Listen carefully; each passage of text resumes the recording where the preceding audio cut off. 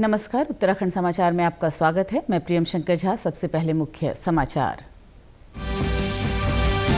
प्रधानमंत्री नरेंद्र मोदी का 3 दिवसीय अमेरिका दौरा संपन्न। स्वदेश रवाना हुए पीएम मोदी। यात्रा के अंतिम दिन संयुक्त राष्ट्र महासभा में समिट ऑफ द फ्यूचर को पीएम ने किया संबोधित।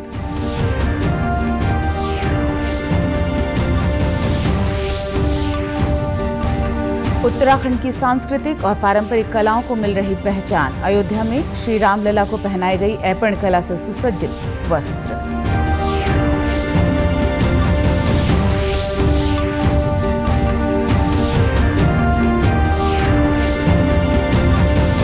और मुख्यमंत्री पुष्कर सिंह धामी की बड़ी सौगात। राज्य कर्मियों की तरह निगमों, निकायों और प्राधिकरण में कार्यरत कर्मियों को भी 4% महंगाई भत्ते का मिलेगा लाभ। अब समाचार विस्तार से। प्रधानमंत्री नरेंद्र मोदी 3 दिन की अमेरिकी यात्रा के बाद आज सुबह स्वदेश के लिए रवाना हो गए। विदेश मंत्रालय ने सोशल मीडिया पोस्ट में बताया कि प्रधानमंत्री मोदी अमेरिका की सफल और महत्वपूर्ण यात्रा के बाद वापस नई दिल्ली आ रहे हैं। प्रधानमंत्री नरेंद्र मोदी ने अमेरिकी यात्रा के अंतिम दिन कल रात न्यूयॉर्क में संयुक्त राष्ट्र महासभा में समिट ऑफ द फ्यूचर को संबोधित किया। उन्होंने कहा कि डिजिटल बुनियादी ढांचा व्यवधान नहीं बल्कि विश्व को जोड़ने वाले पुल की तरह होना चाहिए। प्रधानमंत्री ने कहा कि प्रौद्योगिकी के सुरक्षित और उत्तरदायी उपयोग के लिए संतुलित नियमन आवश्यक है। श्री मोदी ने कहा कि मानवता की सफलता एकजुट शक्ति में निहित है, न कि किसी युद्ध भूमि में।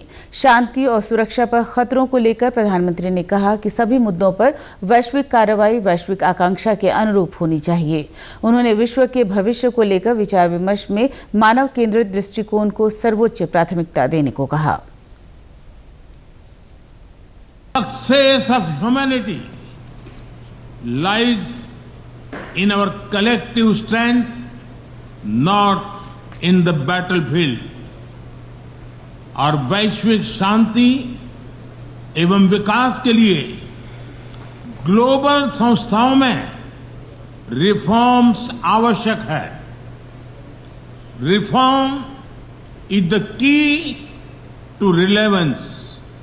वैश्विक शांति और सुरक्षा के लिए एक तरफ आतंकवाद जैसा बड़ा खतरा है तो दूसरी तरफ साइबर, मैरीटाइम, स्पेस जैसे अनेक संघर्ष के नए नए मैदान भी बन रहे हैं।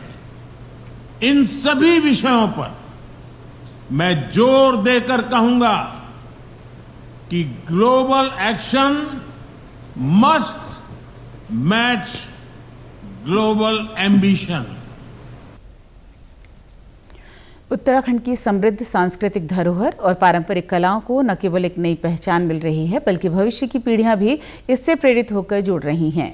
सोमवार का दिन उत्तराखंड वासियों के लिए गौरव का दिन था जब अयोध्या में विराजमान भगवान श्री रामलला का दिव्य विग्रह देवभूमि की विश्वविख्यात ऐपण कला से सुसज्जित शुभ वस्त्रम में सुशोभित हुआ। ये शुभ वस्त्रम न केवल उत्तराखंड की पारंपरिक कला और समर्पण का प्रतीक था बल्कि इसने राज्य की सांस्कृतिक समृद्धि को राष्ट्रीय पटल पर एक नए गौरव अध्याय के रूप में जोड़ा। इन शुभ वस्त्रों को उत्तराखंड के कुशल शिल्पकारों ने मुख्यमंत्री पुष्कर सिंह धामी की प्रेरणा से तैयार किया और स्वयं मुख्यमंत्री ने इसे अयोध्या पहुंचाकर श्री राम मंदिर में भेंट किया। इस शुभ वस्त्रम में न केवल प्रदेश की ऐपण कला नजर आती है बल्कि ये भक्ति और श्रम साधकों की अद्वितीय शिल्प कला का अद्भुत समन्वय भी है जिसने उत्तराखंड की सांस्कृतिक छवि को और अधिक प्रखर बना दिया। उत्तराखंड की धामी सरकार ने राज्य कर्मियों की भांति अब निगमों, निकायों, प्राधिकरण इत्यादि में कार्यरत कर्मियों को भी 1 जनवरी 2024 से 4% महंगाई भत्ते का लाभ देने का निर्णय लिया है, जिसके बाद राज्य के कर्मचारियों की भांति बढ़े हुए 4% महंगाई भत्ते का भुगतान निगमों, निकायों, प्राधिकरणों, पंचायतों, स्वायत्तशासी संस्थाओं व उपक्रमों में सेवारत व सेवानिवृत्त कार्मिकों को दिनांक 1 जनवरी 2024 से प्रदान किया जाएगा। वहीं 5वें केंद्रीय वेतनमान में आहरित कर रहे सार्वजनिक निकाय उपक्रमों के कर्मचारियों के लिए महंगाई भत्ते का 1 जनवरी 2024 से बढ़ी हुई दर पर भुगतान किया जाएगा। भारत प्रधानमंत्री जन आरोग्य योजना के 6वीं वर्षगांठ पर राज्य स्वास्थ्य प्राधिकरण के चेयरमैन अरविंद सिंह ह्याकी ने सभी कार्मिकों से कहा है कि स्वास्थ्य से जुड़ी आयुष्मान योजना में काम करते हुए मानवीय पहलू को ध्यान में रखना हमारी प्राथमिकता होनी चाहिए। उन्होंने कहा कि ये योजना मानव स्वास्थ्य से जुड़ी है और सेवा के ये मौके सौभाग्य से ही मिलते हैं।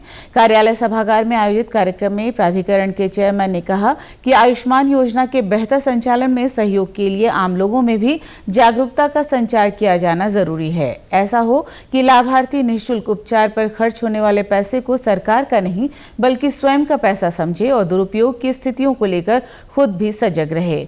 उन्होंने कहा कि दूरस्थ ग्रामीण क्षेत्रों में योजना की व्यापकता और सर्व सुलभता के प्रयास जरूरी हैं। और हम लोगों ने अस्पतालों से भी अपील किया है, 1-to-1 भी मीटिंग कर रहे हैं। आयुष्मान कार्ड बनाने को लेकर के भी हमारा आईएसी विंग रोज़ प्रयास कर रहा है कि कैसे आयुष्मान कार्ड बनाने की सरल प्रक्रिया लोग अपनाएं और आगे आने वाले समय में हम लोग इसको जो कि आयुष्मान कार्ड कोई भी व्यक्ति अपने ऐप के माध्यम से जो कि राशन कार्ड होल्डर है वो बना सकता है। लेकिन अभी जहाँ जहाँ बनने में दिक्कत होती है, हम लोगों के सरकारी संदर्भ में अगर देखें, अगर गोल्डन कार्ड बनाना है ऑटोनमस बॉडीज़ के यहाँ कोई दिक्कत है तो हम लोग अपने आदमी भेज के कैंप भी लगा रहे हैं। निकट भविष्य में जो आम लोगों को आयुष्मान कार्ड बनाने में दिक्कत हो रही है तो हम डिस्ट्रिक्ट लेवल में भी कैंप लगाने का प्लान कर रहे हैं। साथ ही साथ जो हॉस्पिटल्स हैं उनकी यहाँ जब मरीज़ पहुँचता है तो उनको क्यू मैनेजमेंट सिस्टम, मतलब वहाँ पे काउंटर्स में धक्के ना खाना पड़े। वहाँ पे जो आयुष्मान के जो पेशेंट जाते हैं उनका लाभ लेना चाहते हैं योजना का, उसमें जो आरोग्य मित्र हैं वो ठीक से काम कर रहे हैं नहीं कर रहे हैं।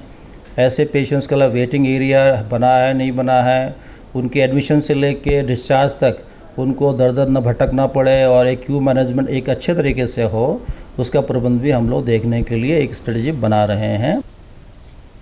बता दें कि आयुष्मान योजना 23 सितंबर 2018 को शुरू हुई थी। राज्य में अभी तक 57.68 लोगों के आयुष्मान कार्ड बन चुके हैं। 12.50 लाख मरीज निःशुल्क सेवा का लाभ उठा चुके हैं, जिस पर 2,542 करोड़ की धनराशि खर्च की जा चुकी है। यहाँ रुकेंगे एक छोटे से ब्रेक के लिए, आप बने रहिए हमारे साथ।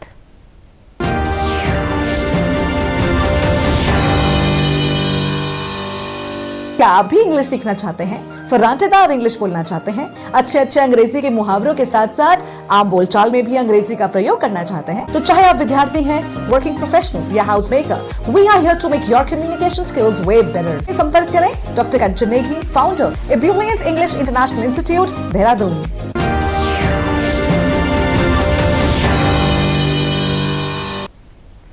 ब्रेक के बाद एक बार फिर से आपका स्वागत है।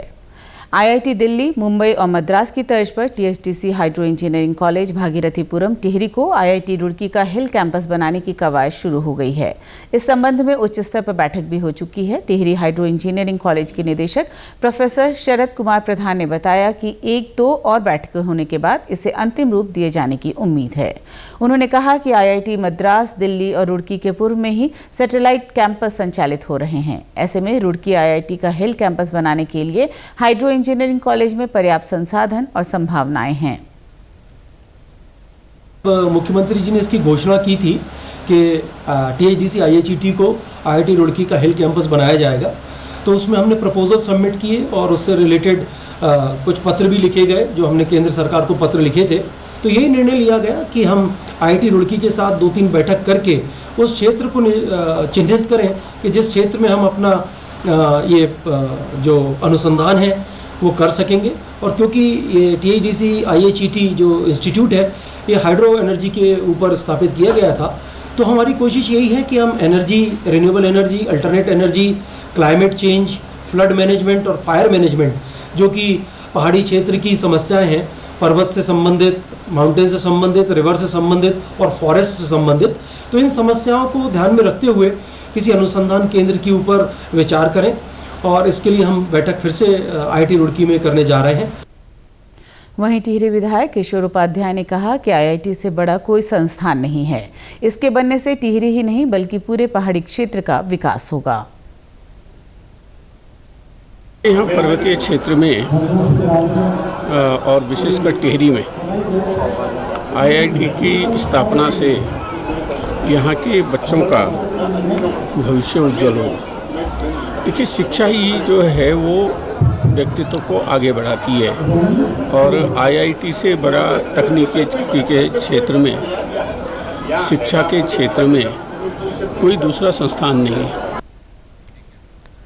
स्वच्छता ही सेवा पखवाड़े के तहत प्रदेश के विभिन्न जिलों में स्वच्छता अभियान चलाया जा रहा है। इसी कड़ी में श्री केदारनाथ धाम में स्वच्छ केदार सुंदर केदार संदेश के तहत श्री केदारनाथ मंदिर परिसर में मानव श्रृंखला बनाई गई।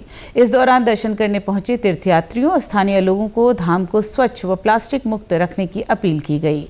इसके साथ ही मंदिर परिसर सहित केदारपुरी में विशेष स्वच्छता अभियान चलाते हुए सिंगल यूज प्लास्टिक और प्लास्टिक बोतल एकत्रित की गई। वहीं चमोली जिले की गोपेश्वर नगर पालिका की ओर से स्वच्छता ही सेवा अभियान के तहत कलेक्ट्रेट से बस स्टेशन तक स्वच्छता जागरूकता रैली निकाली गई। इस दौरान लोगों को स्वच्छता की शपथ भी दिलाई गई। इसी के साथ अभी तक के समाचार समाप्त हुए। दूरदर्शन समाचारों से जुड़े रहें। मिलते हैं फिर शाम 5 बजे के बुलेटिन में। नमस्कार।